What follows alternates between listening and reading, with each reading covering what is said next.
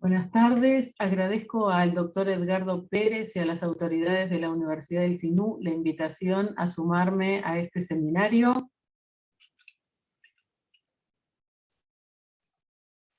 La presentación que hago a continuación tiene como título Doble uso de recursos tecnológicos en la enseñanza de la matemática. Mi nombre es Mabel Rodríguez, de la Universidad Nacional de General Sarmiento, Argentina. El recorrido propuesto para este rato que compartimos tiene tres momentos: uno inicial, en el que quisiera compartir algunos puntos de partida respecto de cómo entender los recursos tecnológicos o las nuevas tecnologías.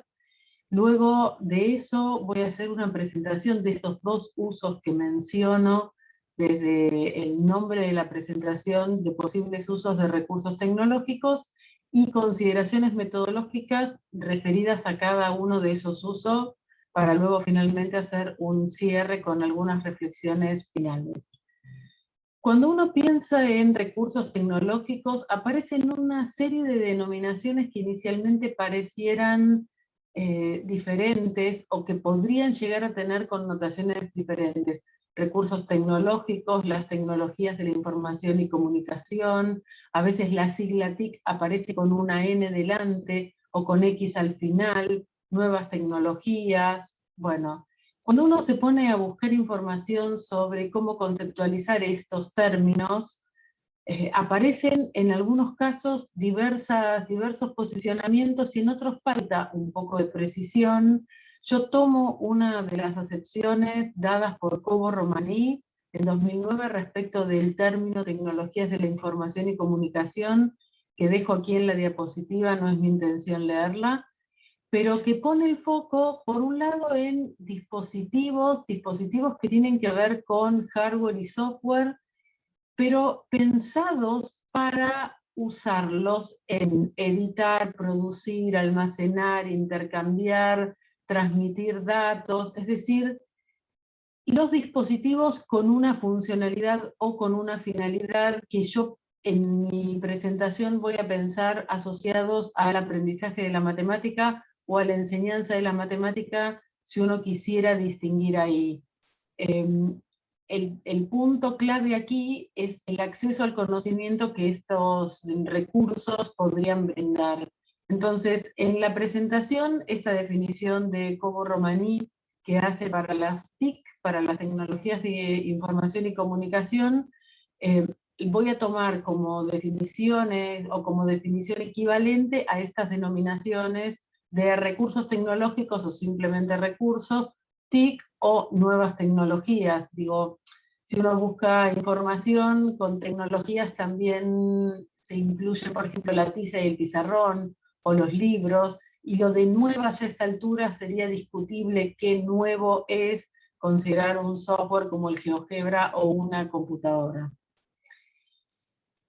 Referido a los usos de los recursos, de estos recursos tecnológicos para aprender matemática, voy a tomar una organización que figura en la tesis, en una tesis de Daniel Bravo, que aquí abajo está la referencia, en donde se expresan cuatro posibles grandes usos: uno vinculado a producir matemática, otro vinculado a recibir información matemática, otro vinculado a comunicar información matemática, y uno último que atraviesa todo respecto de la comunicación.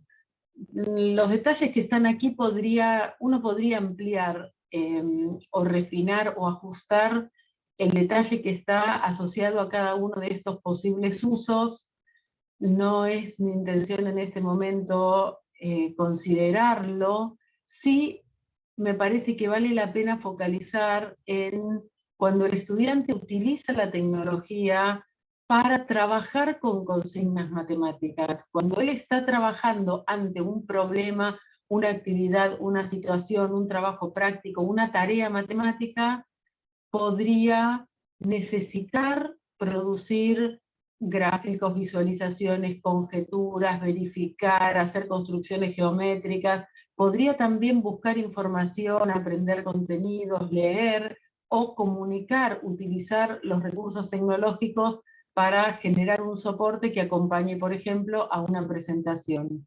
Y también se podría considerar el uso para comunicarse entre compañeros con el docente en una situación de normalidad previa a la pandemia, o el uso para comunicarse que las nuevas tecnologías o las tecnologías o recursos nos están permitiendo en esta época de pandemia, y sobre estas cuestiones quiero hacer una diferenciación en esta presentación.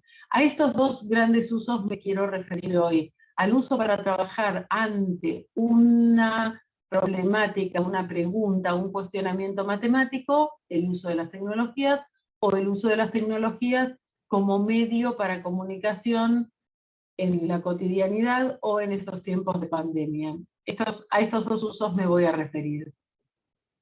Vamos por el primero. Cuando uno piensa en el uso de la tecnología para trabajar consignas matemáticas, hay algunas cuestiones claves que estaría bueno considerar, que son: primero, el uso de las nuevas tecnologías tendrían que hacerlo los estudiantes.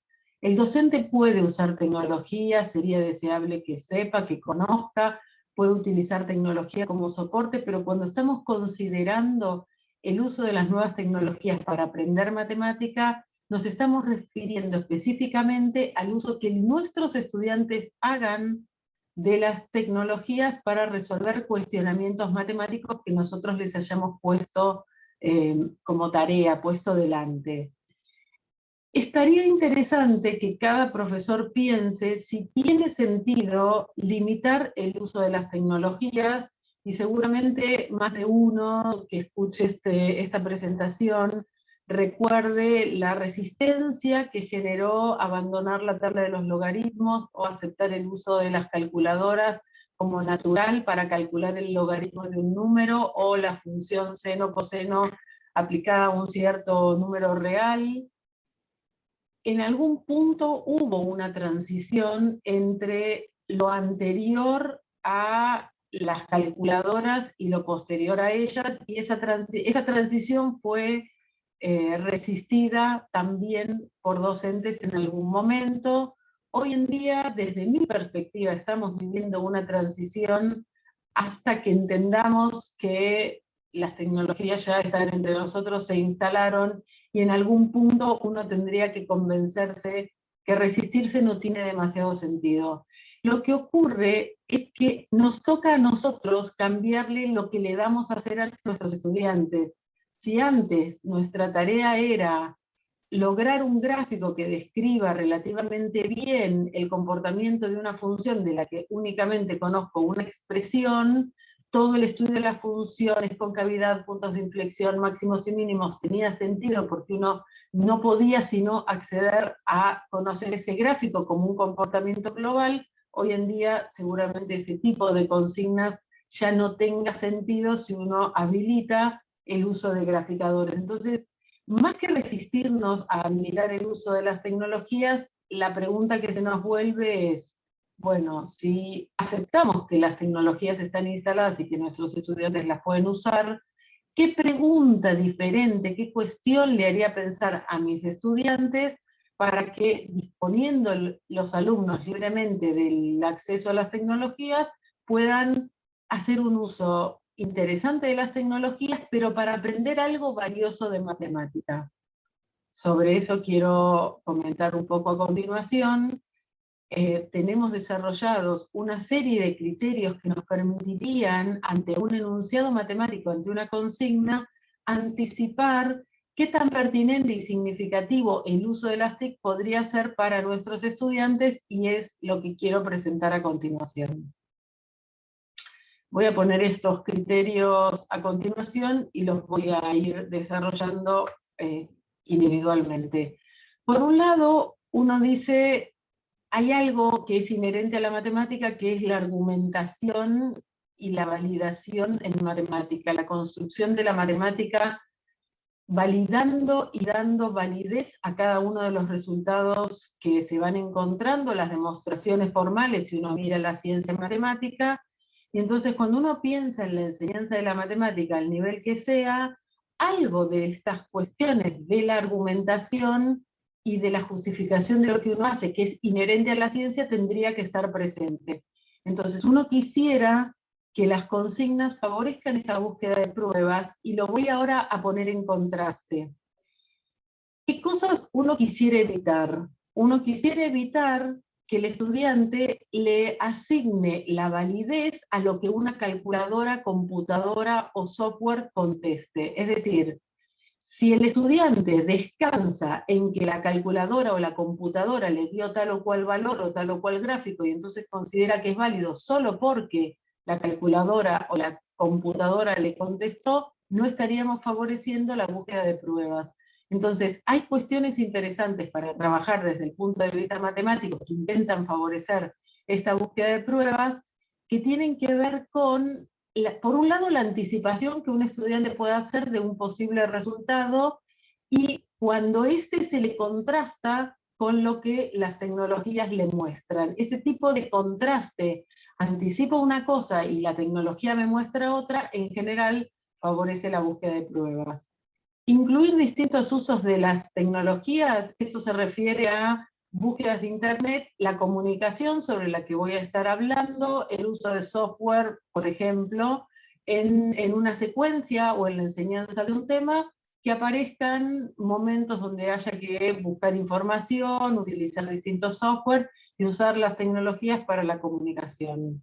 La complementariedad significa no pensar que ahora que uno habilitó el uso de las TIC, todo tiene que estar hecho por medio de las nuevas tecnologías, simplemente son un recurso más, complementan el cúmulo de recursos que un docente podría utilizar para sus clases.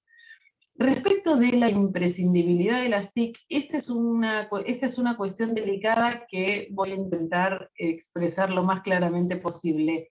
La idea de que en una consigna las TIC se manifiesten imprescindibles, lo que significa es que el estudiante, con lo que sabe y lo que no sabe de matemática, cuando apela al uso de las TIC, advierte cuestiones matemáticas que en papel y lápiz no hubiera advertido. Es relativo al conocimiento matemático que tenga el sujeto, no es algo como neutro de una consigna. La imprescindibilidad la pienso en términos de lo que sabe el estudiante y lo que podría estar viendo, advirtiendo, conjeturando, encontrando relaciones que sin el uso de las tecnologías no podría advertir. En ese sentido, significa imprescindible. No que un experto no pueda resolver si no apela a las TIC, no va en este último sentido. No perder de vista el objetivo matemático refiere a evitar consignas en donde el foco esté puesto en el recurso, o en un enunciado en donde a los estudiantes se les da un listado de órdenes para ir abriendo distintos menúes dentro de un recurso. Ahí uno se le fue el foco, o sea, nuestro foco es enseñar matemática, es que el estudiante aprenda matemática, uno no enseña el recurso y uno no quiere hacer un enunciado teóricamente matemático que en realidad lo que esté haciendo es dando indicaciones para manipular un cierto software. Libertad para apelar a las TIC refiere a que los enunciados que nosotros les demos a los estudiantes no indiquen si el estudiante debe o no utilizar un recurso. Y lo deseable, porque esto va en pos de la autonomía de los estudiantes, que es algo que como profesores queremos, es que el estudiante, ante el cuestionamiento que nosotros le demos, decida si para él sería o no necesario utilizar las nuevas tecnologías. Y asociado directamente con este criterio, el último mencionado aquí, que es la libertad de selección del recurso en sí. Es decir, si el estudiante decidió que le vendría bien utilizar, por ejemplo, una computadora, bueno, ¿qué recurso quisiera usar? ¿Elegiría un graficador? ¿Elegiría el GeoGebra? ¿Elegiría el Excel? Digo, asociado con esto de la autonomía, si acaso decide que el recurso le vendría bien para pensar una actividad, un problema matemático, que elija qué recurso considera valioso.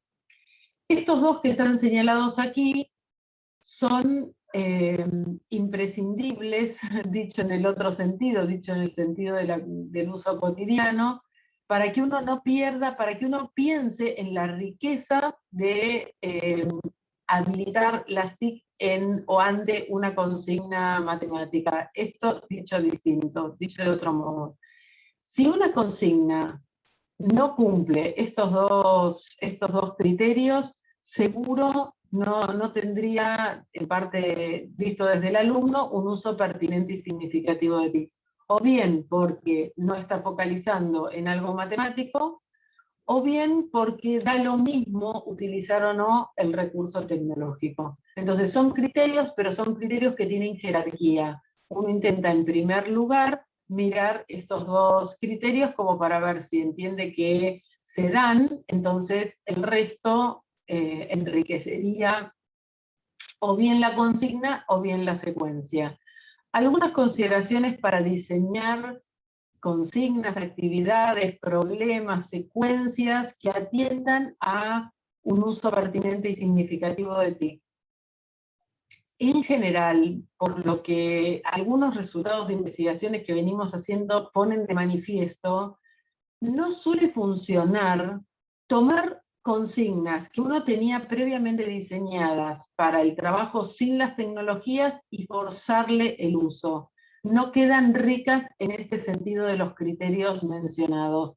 Requiere un diseño específico, es decir, pensar en llevar a la clase consignas que atiendan a que los estudiantes puedan hacer un uso pertinente y significativo de TIC requiere un diseño específico y en general nacen o pueden ser pensadas conjuntamente o articulando el pensar sobre distintos software, las tecnologías y papel y lápiz. O sea, el ida y vuelta entre pienso una actividad con la tecnología, sin la tecnología, suele ser como un medio por el que o a través del cual los docentes logran hacer diseños que son ricos desde esta perspectiva.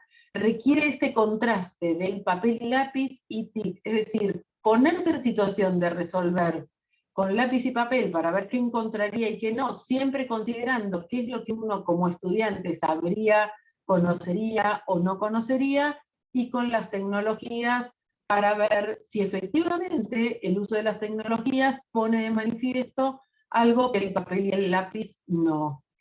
Esto, como estoy diciendo, necesita o requiere saber qué es lo que los estudiantes saben, conocen de matemática, qué es lo que no han visto. También las actividades que son de modelización suelen ser potentes para promover el uso pertinente y significativo de TIC, pero hay que tener en consideración que con modelización nos estamos refiriendo al proceso completo desde que uno parte de una situación que podría ser problemática y que requiere análisis de la vida cotidiana, hacer búsqueda de información, búsqueda de datos, selección de variables, hasta formular un modelo matemático, trabajar en el modelo y cotejar factibilidad del resultado. ¿Por qué digo ojo con la modelización? Porque muchas veces se piensa o se incluye la modelización haciendo referencia al trabajo con modelos ya formulados, donde toda la primera parte de ese circuito, es decir, la búsqueda de información, la toma de decisiones sobre qué variables incluyo y cuáles no, quedan fuera, están entendidas fuera de la modelización. Si uno parte de una situación ya modelizada, probablemente el uso de TIC no sea pertinente y significativo en el sentido que estamos diciendo. Para los interesados, les puedo compartir un libro en donde hay ejemplos de consignas que cumplen estos criterios y en donde está explicado por qué esos ejemplos cumplen esos criterios. Quiero referirme al segundo de los usos, el uso para la comunicación, y voy a hacer primeramente una distinción entre lo presencial y lo que ocurre actualmente en época de pandemia o cuarentena o esta situación que estamos viviendo. El propósito primordial en estos tiempos de pandemia pusieron como el énfasis en utilizar las tecnologías centralmente para dar continuidad pedagógica, para no perder el vínculo con los estudiantes, para mantenerse conectados con la familia. Eso fue la prioridad y fue lo que los docentes del mundo, yo creo, salieron a resolver cuando se instaló la pandemia y cuarentena hacia marzo del año pasado. Otros propósitos referidos a la comunicación tienen que ver con mantener interacciones, por un lado, entre los estudiantes, entre sí, es decir, aunque uno esté en pandemia, uno puede promover las interacciones entre estudiantes y docentes, es decir, mantener ese tipo de interacciones es algo que este segundo uso de las nuevas tecnologías nos permite. Por supuesto que acercar las propuestas de trabajo del docente a los estudiantes y recibir actividades, resoluciones, consignas, preguntas de los estudiantes también. Y entonces vale la pena aquí distinguir este segundo uso del anterior, del que acabo de presentar hasta la diapositiva anterior. Uno podría considerar algunos ejes para pensar en cómo son las clases presenciales, las clases virtuales, virtuales entendidas como que nacen para la virtualidad, los cursos que se piensan íntegramente para la virtualidad, los mixtos, los híbridos que tienen parte presencial y parte virtual, y la situación de virtualización forzada que estamos viviendo en tiempos de pandemia. Si uno hiciera un repaso por algunos de estos elementos, como el contexto, los recursos, objetivos, estrategias didácticas, formas de seguimiento del alumno, rol del alumno, las interacciones y la evaluación en estos cuatro tipos de clases de matemática, uno encontraría claramente diferencias. Uno encontraría claramente, por ejemplo, que en este tiempo de virtualización forzada, el profesor ya no tiene la forma de configurar el contexto del aula, es decir, el docente en la presencialidad que vivimos hasta ahora, cuando se encontraba con sus estudiantes en el aula, organizaba los espacios, los tiempos, las formas de trabajo, y tenía a sus estudiantes en ese tiempo con él para sumarse a la propuesta didáctica que hiciera. Eso en tiempos de virtualización no se da. Aunque haya encuentros sincrónicos, muchas veces los estudiantes no tienen condiciones familiares y de su ambiente como para, por ejemplo, activar la cámara o para disponer de las 4 horas que en una situación de normalidad el estudiante hubiera tenido para estar en una clase. Tal vez porque en la casa deben compartir el dispositivo, o porque simplemente tiene cuestiones familiares que tiene que atender y que no puede disponer, que si se hubiera ido de la casa sí hubiera podido hacer. La distinción entre lo virtual y lo virtualizado es que en lo virtual hay un compromiso del docente que ofrece un curso virtual y del estudiante que se anota un curso virtual de disponer de conectividad, de recursos tecnológicos, de dispositivos y de la aceptación de cursar en esta modalidad. Esto en tiempos de pandemia no se dio. Son distintas estas ideas. Nosotros no estamos hoy en día dando clase virtual, estamos resolviendo la situación en clases virtualizadas.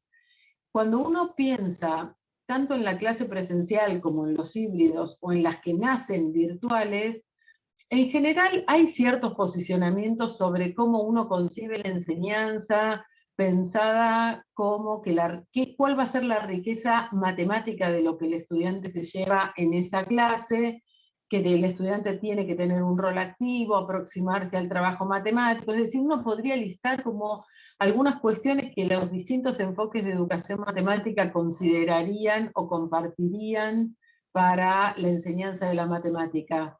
En lo virtual eso suele darse, porque el docente sabe cómo manejarse en lo virtual y gesta un curso para ser desarrollado de ese modo. En esta virtualización o tiempos de excepcionalidad, uno desearía que en la medida de lo posible algo de estos posicionamientos de tipo constructivista sobre la enseñanza de la matemática y el aprendizaje se conserven.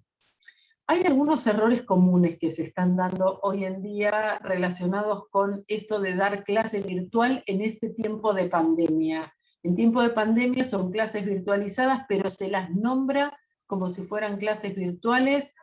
En muchos de los casos se asocia dar clase virtual con tener encuentro sincrónico, con encontrarse por una plataforma como Zoom o Meet, y eso no es así. También se confunde dar clase virtual con dar un texto y mandar algunos ejercicios para hacer y luego corregirlos. Y tampoco es dar clase virtual mandar a los estudiantes a ver un video o a ver una clase en algún programa de tele o por radio. En general las clases virtuales pueden contener estas cuestiones. Puede, dentro de una clase virtual, el docente mandar a leer un texto o a ver un video, o mantener un encuentro sincrónico, pero hay planteos del profesor, hay momentos de cierre, hay momentos donde abre el trabajo que le deja a los estudiantes por delante, y sobre todo hay como un hilo conductor. Hay un hilo conductor que arranca de un cierto planteo inicial y ofrece un recorrido al estudiante. En ese planteo inicial pone metas, le dice al estudiante qué es lo que pretende que el estudiante alcance y aprenda en esa clase virtual, y que para eso eventualmente leerá un texto, mirará un video, tendrá que hacer algún trabajo interactuando con compañeros, etc. Es muy diferente esta concepción de la clase virtual a estos errores que recién mencionaba. Para el docente es todo un trabajo enorme diseñar, escribir, grabar, subir, pensar este hilo conductor, pensar cómo le hace llegar a los estudiantes, cuál es esa meta, cuál es ese norte al que se está queriendo, al que los está queriendo hacer llegar a los alumnos con su propuesta, pensar cómo hacer surgir las interacciones y seguirla. Demanda mucho trabajo de seguimiento, ver quién participa, quién no. ¿Qué pasa con los que no participan? Ni hablar de las correcciones que en general les llegan al profesor o con fotos o con un montón de archivos, con un montón de fotos, y ni siquiera eso compaginado en un único archivo. Nosotros tenemos, por supuesto, el problema de los símbolos, que hace que casi todas las entregas sean por fotos, y a veces es difícil preguntar para ver qué es lo que están entendiendo o cómo van con la resolución de problemas. No porque sea difícil la pregunta, sino porque la distancia o lo asincrónico a veces dilata el tiempo entre la pregunta y la respuesta. Para el alumno tampoco es fácil. También tiene que organizar sus tiempos, demanda en general más trabajo de lo que muchas veces uno estima. Uno a veces como profe dice, bueno, yo tengo clase los lunes de 8 a 12 de la mañana, entonces voy a contar con que mis alumnos los lunes de 8 a 12 que hubieran venido al aula van a estar pudiendo resolver esto, y eso no es así. Tienen que preguntar de manera asincrónica muchas veces, distinto a lo que hacían en un aula levantando la mano y sacándose una duda inmediatamente. Pero por otra parte, cuando hay cosas para ver, como los videos, los pueden ver más de una vez, cosa que en una clase no. Suele ser más expuesto si el estudiante tiene que intervenir, por ejemplo, en un foro o hacer una pregunta por un grupo de WhatsApp o un grupo de Telegram, y por supuesto que el estudiante tiene también el problema nuestro de los símbolos, que es como inherente a la matemática. Algunas ideas para este trabajo en estos tiempos de virtualización en pandemia: pensar el curso en función de las posibilidades que tienen los estudiantes sobre conectividad, dispositivos, tiempos familiares. Tal vez no todos puedan acceder a encuentros sincrónicos, entonces el profesor podría diseñar un curso íntegramente asincrónico. Considerar no perder la oralidad. En los primeros tiempos de pandemia la oralidad casi que desapareció, y la comunicación era por escrito, por archivos que se le mandaban a los estudiantes con explicaciones, algunos ejemplos de resoluciones de ejercicios, y volvía todo del mismo modo. Planificar desde el mayor tiempo que uno tiene hasta las clases. Con esto me refiero a, si sé que voy a tener por delante 3 meses de trabajo en esta virtualización, voy a poner metas para el final de los 3 meses, voy a ver qué requerimientos anteriores necesitaría para que mis alumnos alcancen esas metas, y entonces así desando desde lo más lejano en tiempo hasta lo que sigue en mi clase de la semana que viene. Una cuestión que resultó práctica es pensar el trabajo por semana, más que si uno tenía un curso que iba 2 veces por semana, lunes y jueves, un trabajo para el lunes, un trabajo para el jueves, porque los estudiantes no necesariamente se pueden organizar del mismo modo, entonces uno puede hacer un bloque y decir, bueno, en esta semana se va a trabajar esto, y los estudiantes se organizarán como puedan, no abrumar, no abrumar, considerar hacer devoluciones en audio y en video, y planificar, como decía anteriormente, las interacciones entre los estudiantes. No intentar dar tutoriales de cada cosa. Si uno tiene la suerte de tener encuentros sincrónicos, no utilizarlos para exponer teoría. Las exposiciones de teoría uno las podría resolver con un video. Graba un video, los manda a ver el video, y en esos momentos de trabajo sincrónico uno puede debatir, interactuar, escuchar qué dudas tienen, cómo están avanzando con los temas, qué es lo que están comprendiendo, cómo es su situación familiar. Nos toca también acompañar a los estudiantes, y en ese sentido, en algún momento hay que pensar en distender, en hacer algún corte, en matizar con algo diferente.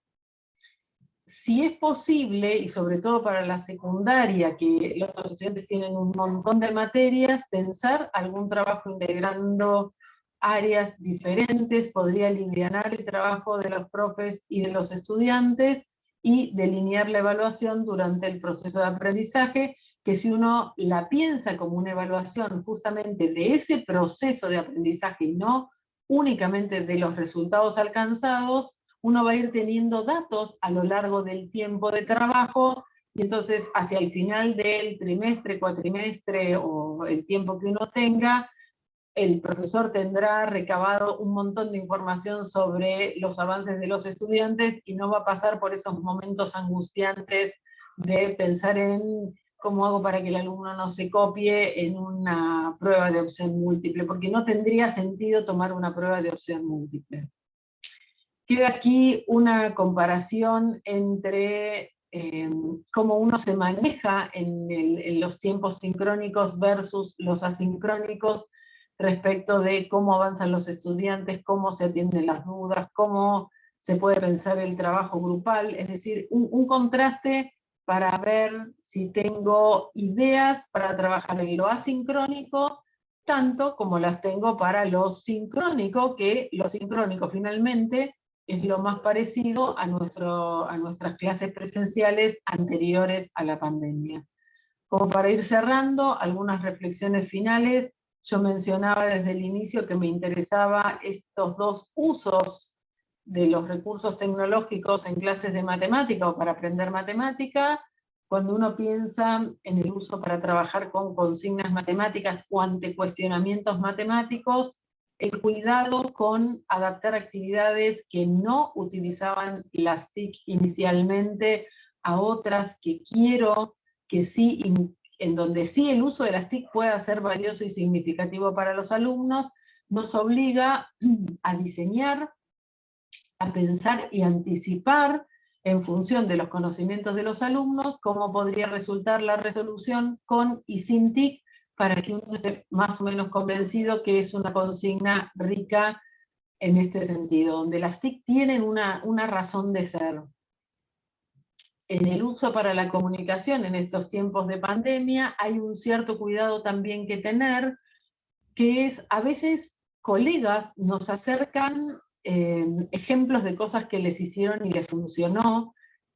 Esos ejemplos ajenos a veces no son exactamente adaptables a nuestro caso, porque tenemos contextos diferentes. Entonces tomarlos como ejemplos, no como modelos a seguir, sino podríamos tomar esas ideas, intentar transformarlas y adaptarlas a nuestras necesidades, y es así que un mismo docente que tiene cursos diferentes podría estar ante contextos en donde sus estudiantes tienen posibilidades diferentes, y entonces tendría que pensar para cada curso una forma de encarar el proceso de enseñanza.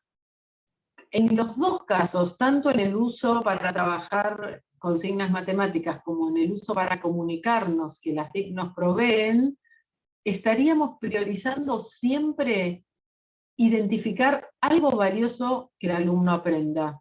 Eso es como lo primero que el profesor tendría que estar convencido, que identificó algo valioso que se tendría que llevar el estudiante luego de nuestra propuesta de enseñanza.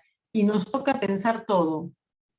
Nos toca pensar desde el diseño de las actividades y de las consignas con o sin TIC, hasta cómo me voy a manejar en este curso en donde mis estudiantes no tienen conectividad, sí tienen conectividad, solo pueden usar el celular del padre de la familia, pero el fin de semana, etc. Nos toca pensar y diseñar la enseñanza de cero, pero son como estas ideas que estoy mencionando darían orientaciones para pensar y para ir resolviendo, desde el punto de vista docente, nuestras propuestas en la clase.